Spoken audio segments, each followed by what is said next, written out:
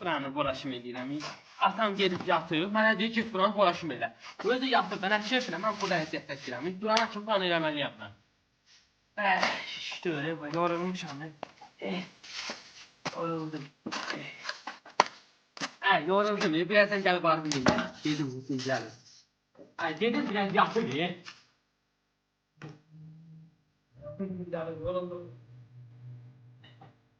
5-10 dəqiqə yatır, gedim işimi görüm.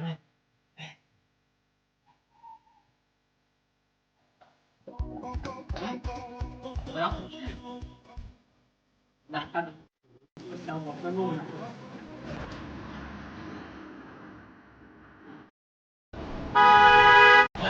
Neydi? Bırak! Bilmedim. Bilmedim.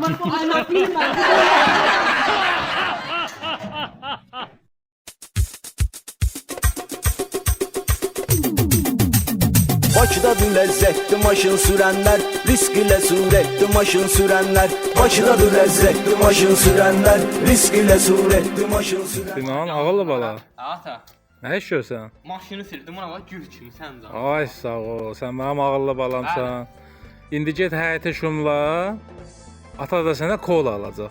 Amma yaxşı şumla, yaxşı. Mən də gedirəm yatmağa. İndi oran şumlası mən kol alasan. Ha, alacağam. Bayram, söz alasan. Ha, söz. Bayram, getdim bak.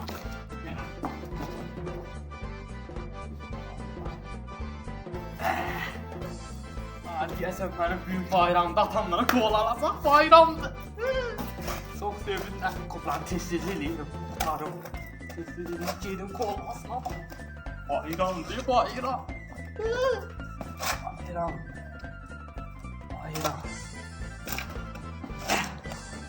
Bu gün hardan geldi?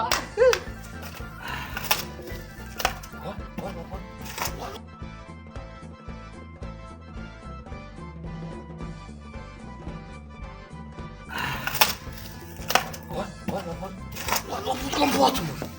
Valla patkan bu atmır. Bir dakika gözle, burada nəsə var? Burada nəsə var? Burada nəsə var? Ay, kola. Bu koladır. Atam da gedib yatmağa. Lan bunu gedirsin. Ay Allah, bütün Allah dolub məndə. Kola. Oy.